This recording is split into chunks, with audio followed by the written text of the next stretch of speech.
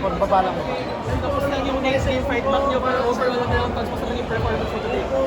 Sobrang super grateful na lumaban kami.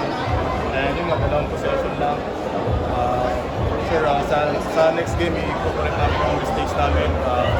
Lalo na sa last quarter. So, Jay, kanina nung first half, may naging performance mo pero nung second half napansin din namin parang kung na-check ka ng New Zealand, siguro ano yung nakita ng adjustments din sa loob na kailangan mo nung Thailand?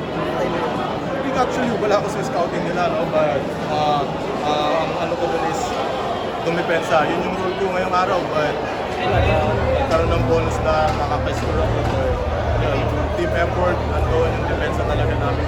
Practice namin the whole practice eh. So I think worth it naman. Pero nakulangan lang ng konti. Pero we're happy na na-execute namin yung depensa namin.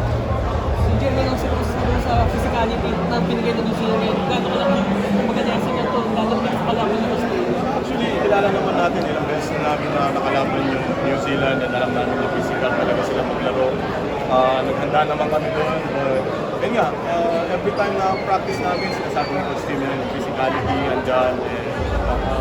Coach team, laging pinapractice namin na depensa talaga. Yun talaga yung dikdik na sa utak namin, depensa ako. Jay, nasabihan ka na mag-start ko. Actually, kahapon na ata other day. But yeah, anytime lang, kahit saan naman ako ilagay, I'm ready to play and gagawin ko lagi yung best ko para sa match. Sige,